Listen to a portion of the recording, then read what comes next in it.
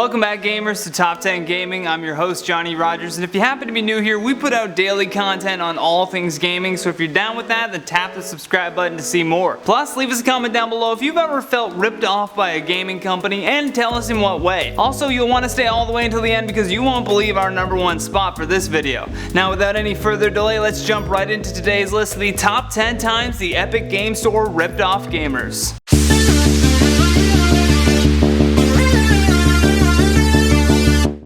At number 10, CEO insults gamers. According to Epic Games, this large-scale attack on them by PC gamers is because, well, PC gamers are entitled spoiled brats. Their words, not mine. Not only did they straight up insult gamers because they don't care about them, they also forced indie developers into a tough spot and didn't really defend them when gamers attacked. The indie studio Glumberland, which announced that they would be doing an exclusive release for their game Ooblets with Epic, came under intense scrutiny from gamers. Many were sending threatening messages which are completely unacceptable, causing the company to call their own consumers entitled and toxic. Now, all of those comments were completely uncalled for, and it should have been Epic that was the target, but as expected, the company stayed quiet on the issue and just let the poor indie developers take the brunt of it. In at number 9, forced changes to Steam. When Metro Exodus became an Epic Game Store exclusive, the Steam community were angered that their pre-orders from Valve would now cost less on the Epic platform. This big move by Epic forced Steam into a corner and ultimately upset many fans of the game and the platform.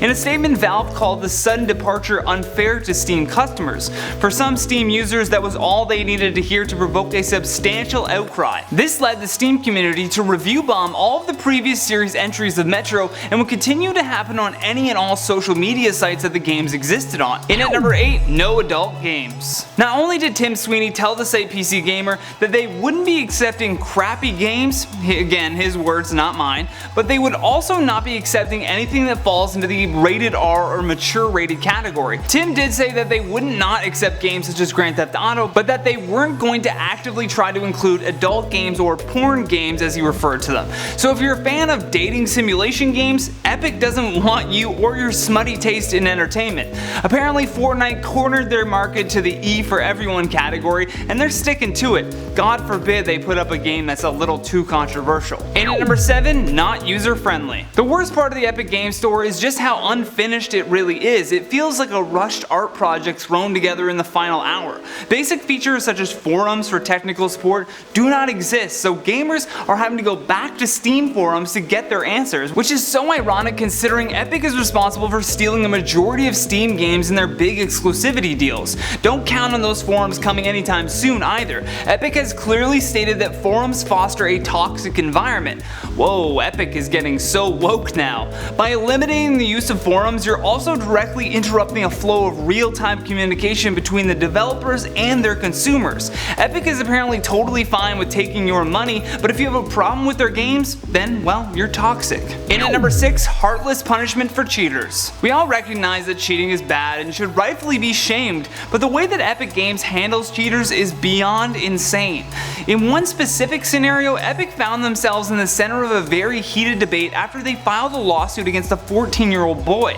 This conversation of dealing with cheaters escalated with the boy's mother calling for the lawsuit to be thrown out. Epic claims that its reasoning for the lawsuit was due to a tutorial video that the boy made showing viewers how to use this PC modification program to cheat in Fortnite. In a statement made by Epic, they say that the boy refused to take down the video, thus prompting them to file a lawsuit. The real question is, why wouldn't they just go after the company who created the cheating software rather than the kid who used it? And at number 5, less features. Sure, the Epic Game Store is a work in progress, something that they themselves have admitted to, but we're not doing this list to cut them slack by any means. The fact of the matter is, the Epic Store provides less features than platforms like Steam. For example, things that Steam can do that Epic can't are save game progress to the cloud, store multiple profiles mapped to different games, allow users to review games and participate on forums, plus stream their games to other devices. Epic is improving their platform, but they're not interested in doing anything to benefit gamers. Their primary focus has and always will be on what is best for developers and publishers. As a result, your wants and needs as a consumer immediately get shafted. In at number 4, security concerns. Early on when the Epic Store began, users discovered that the store was using a spyware intended to track its users. Epic explained that this software was being used to keep track of page statistics to help out their revenue sharing that pays game asset and content creators. More disconcerting than that though was when amateur data miners found out that the Epic Game Store client was making local copies of Steam files without even asking for permission first. The CEO explained that this tracking file was a remnant left over from their rush to implement social features in the early days of Fortnite, adding, "It's actually my fault for pushing the launcher teams to support it super quickly and then identifying that we had to change it. Since this issue came to the forefront, we're going to fix it."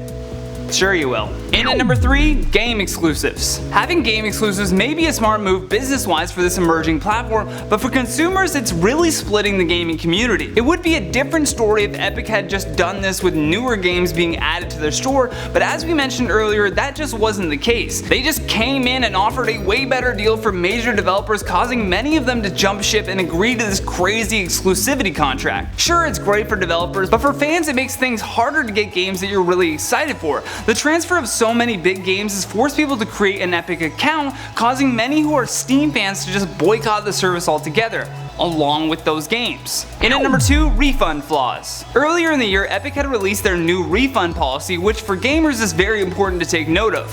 While it may seem consumer friendly, it's proved to be severely flawed. Epic says that users can get their refund within 14 days of purchase as long as they played less than 2 hours on that game. Although a user named ET Dragon Punch tested this refund out to discover that Epic never gave him his full refund. He had spent $67.91, but the Epic Game Store only gave him back $64.86. I mean, it's not that much of a difference, but it still begs the question as to why they didn't just give him back the exact amount. You know, like the way every store in the world does. This issue is most likely due to the fact that Epic Games doesn't support regional pricing yet, meaning that if your currency is different from the US dollars that they deal in, you're going to get ripped off upon trying to return your games. Last but not least, in our number 1 spot, Error 404. Not too long ago, the Epic Game Store announced that they were having a mega sale, which meant both percentage discounts on their games and another $10 off of every game that was $14.99 and higher. It was all looking good until 2 major games suddenly led to an Error 404 page,